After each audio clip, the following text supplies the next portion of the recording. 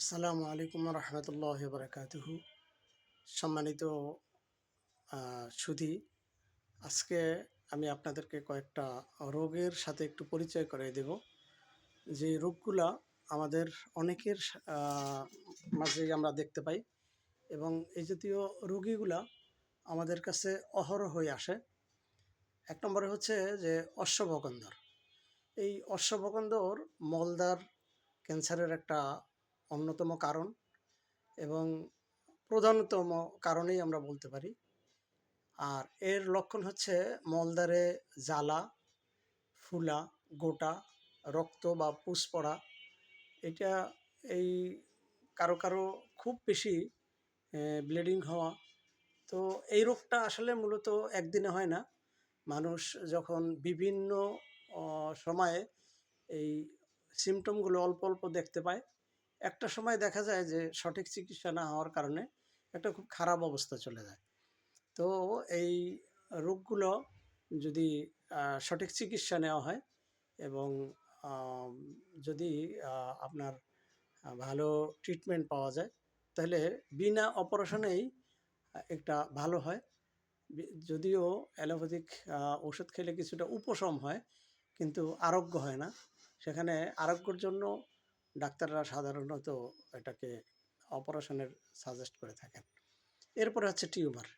টিউমারের যে কোনো শরীরে যে কোনো স্থানে টিউমার, এটা অস্বাভাবিক হাড় কিংবা মাংস বৃদ্ধি হওয়া।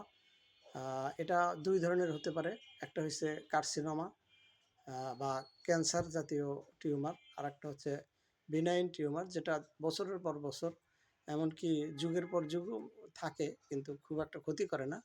তবে কার্সিনোমাটা এটা ক্যান্সার খুব দ্রুত ছড়ায়, ব্যথা বেদনা হয়, কখনো কখনো এটা খুব মারাত্মক আকার হয় এবং এই কার্সিনোমা থেকেই এটাকে সাধারণত ক্যান্সারের প্রধান কারণ বলা হয়। এরপরে হেপাটাইটিস বি বা হেপাটাইটিস তো কয়েক প্রকার। এই ভিডিওতে তো এত ডিটেলস আলাপ করা সম্ভব নয়। যদি কারো হেপাটাইটিস সাধারণ হেপাটাইটিস হয়ে থাকে, অর্থাৎ A hepatitis B, C, D এবং ই, এইগুলো সাধারণত একটু বিশ্রাম করলে বা অল্প বিস্তর চিকিৎসা করলেই এটা ভালো হয়ে যায়। কিন্তু হেপাটাইটিস বিটা সহসা ভালো হয় না, এটার জন্য চিকিৎসা নিতে হয়, কখনো কখনো অনেক দিন সময় লাগে। এরপরে হচ্ছে বাতব্যাধি। বাতব্যাধিটা আসলে বাত রোগ বলতে কোনো রোগ নেই। বা গ্যাস্ট্রিক, এটাকেও আমরা কোনো একটা একক রোগ না। এটা গ্যাস্ট্রিক এবং বাত, এগুলা কোনো না কোনো কারণে শরীরে যদি ব্যথা বেদনার সৃষ্টি হয়, সেটা ভেঙে যাওয়া হোক, আঘাত লাগা হোক, কিংবা এটা রক্তনালী তে রক্ত প্রবাহে বাধার সৃষ্টি করে হোক, এটা যখন হয় তখন এটাকে আমরা ব্যথা বা যন্ত্রণার সৃষ্টি হলে আমরা এটাকে বাত বলি। এবং গ্যাস্ট্রিকটা এটা কোনো রোগ না, এটা আসলে রোগের কারণ। বিভিন্ন ভাবে আমরা দেখি যে এই খাবার দাবার, অনিয়ন্ত্রিত জীবনযাপন, ঘুম না হওয়া, বিভিন্ন উপসর্গের যখন কারণ হয়, আমরা কিছু গ্যাস্ট্রিক বা গ্যাস হওয়া, গ্যাস ফর্ম করা, পেটে ব্যথা, হজম না হওয়া, এই জাতীয় উপসর্গগুলো দেখি। এটাকে আমরা তখন গ্যাস্ট্রিক বলে, মানে সাধারণভাবে আমরা গ্যাস্ট্রিক বলে থাকি। তবে এটা যখন সঠিকভাবে চিকিৎসা না হয় এবং এটা যখন দীর্ঘস্থায়ী হয়ে যায়, তখন আলসার হওয়ার সম্ভাবনা থাকে এবং আলসারও যখন ভালো চিকিৎসা পায় না, তখন এটা ক্যান্সার হতে পারে। এছাড়া আর একটা হচ্ছে যে বন্ধ্যাত্ব। বন্ধ্যাত্ব আসলে কোনো রোগ কিংবা অভিশাপ নয়, এটা শারীরিক, মা বোনদের বা মহিলাদের শারীরিক কিছু সমস্যা থাকে। এই সমস্যাগুলো যখন দূর করা হয়, তখন দেখা যায় অধিকাংশ মহিলাদেরই আবার নতুন করে তারা মাতৃত্বের স্বাদ পায় এবং আলহামদুলিল্লাহ, আল্লাহ শুকুর, যে অত্যন্ত সফলতার সাথে অনেকগুলো রোগী, প্রায় অর্ধশত রোগীর মতো এগুলাতে আমি সফলতা অর্জন করছি। তো এছাড়া শিশু রোগ, যেটা আমরা বলে থাকি, যে শিশু রোগে আমরা দেখি যে একটু সর্দি হয়েছে, কাশি হয়েছে, আমরা অ্যান্টিবায়োটিক ব্যবহার করে থাকি। এটা ডাক্তারের পরামর্শ করে থাকি, ডাক্তারের পরামর্শ ছাড়াও অনেক সময় করে থাকি। ফার্মেসিতে গিয়ে বলি যে ঠান্ডা লাগছে, জ্বর হয়েছে, সর্দি হয়েছে, অ্যান্টিবায়োটিক দেন। তো সর্দি কাশির ঔষধের সাথেও আমরা অনেক সময় অ্যান্টিবায়োটিক দিয়ে থাকি। এটার দ্বারা যেটা হয় যে শিশুর শারীরিক এবং মানসিক বৃদ্ধিটা বাধাগ্রস্ত করে। তো আসলে আপনার শিশু আপনার ভবিষ্যৎ। আপনার শিশুর যদি আপনি সময় মতো হোমিও চিকিৎসা দেন, তাহলে তার আপনার অর্থাৎ আগামী প্রজন্মকে আমরা সুস্থ রাখতে পারি বা সুস্থ দেখতে পারি, সুস্থ থাকে। এই জন্য শিশু রোগীকে ঘন ঘন অ্যান্টিবায়োটিক না দিয়ে অভিজ্ঞ এবং ভালো কোনো হোমিও ডাক্তারের চিকিৎসা নেবেন। আপনার শিশুকে আপনি সুস্থ রাখার জন্য চেষ্টা করবেন, সচেতন হবেন। এরপরে ডায়াবেটিস, আসলে ডায়াবেটিস তো এটা একেবারে নির্মূল হয় না, সকলেরই ডায়াবেটিস আছে। যে এই ডায়াবেটিসটা যখন হাই হয়ে যায় তখনও সমস্যা, আবার একেবারে লো হয়ে গেলেও সমস্যা।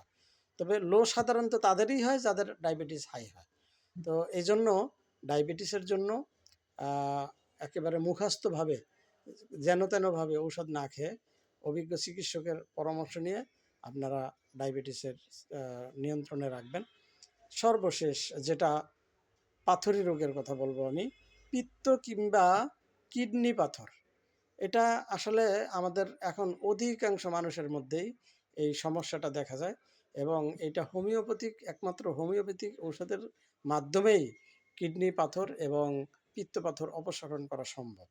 তবে পাথর যদি একটু বড় হয় তাহলে একটু সময় লাগে।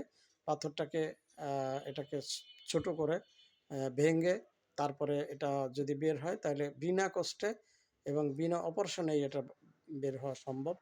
এবং যদি এটা পাথরটা যদি বড় হয় তাহলে অবশ্যই আপনাকে একটু সময় দিতে হবে।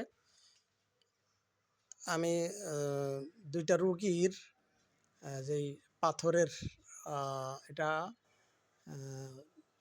মোজাম্মেল দক্ষিণ রাউজান একটা পাথরের রুগী, তার এই পাথরটা মূত্রনালী দিয়ে বের হয়েছে, এটা মূত্রনালীতে ছিল।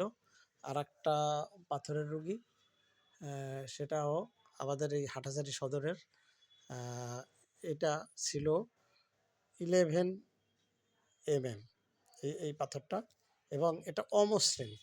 তো আল্লাহ পাকের শুকরিয়া যে এই পাথরটা বের হয়ে গেছে এবং বিনা কষ্টে এবং বিনা অপারেশনে শুধুমাত্র হোমিও ঔষধের সেবনের মাধ্যমেই, এবং এই চিকিৎসাটা আমার কাছ থেকে নিয়েছিল।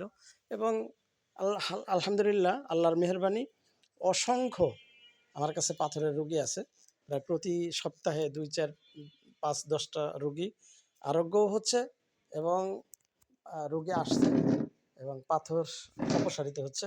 এই জন্য আমি আপনাদের সকলের কাছে যেটা আমার আবেদন থাকবে সেটা হচ্ছে যে পাথর কিংবা যেই রোগগুলোর কথা বললাম এগুলা আপনারা অভিজ্ঞ কোনো হোমিও ডাক্তারের চিকিৎসা নেবেন এবং এই চিকিৎসার মাধ্যমে আপনারা আরোগ্য হওয়ার জন্য চেষ্টা করবেন। আল্লাহ তাআলা, আমরা যারা হোমিও চিকিৎসক আছি তারা আসলে এই কথা আমাদেরকে অনেকেই এসে জিজ্ঞেস করে যে ভালো হবে, গ্যারান্টি আছে? আসলে গ্যারান্টি তো কোনো মানুষ দিতে পারে না, একমাত্র আল্লাহ তাআলা রব্বুল আলামিন এই আপনাকে রোগ থেকে শাফা দিতে পারেন, আরোগ্য করতে পারেন। একজন চিকিৎসকের দায়িত্ব হচ্ছে আপনার রোগ সম্পর্কে জানা এবং এটাকে অ্যানালিসিস করে এটাকে ভালোভাবে উপলব্ধি করে আপনাকে সঠিক এবং সবচেয়ে ভালো ঔষধটা সে আপনাকে প্রয়োগ করা এবং আল্লাহ তাআলার কাছে সাহায্য চাওয়া। কাজেই সকলে ভালো থাকবেন, সুস্থ থাকবেন এবং ভালো চিকিৎসা নেবেন। আল্লাহ তাআলা সকলকে ভালো রাখুন, সুস্থ রাখুন। আসসালামু আলাইকুম ওয়া রাহমাতুল্লাহি ওয়া বারাকাতুহু।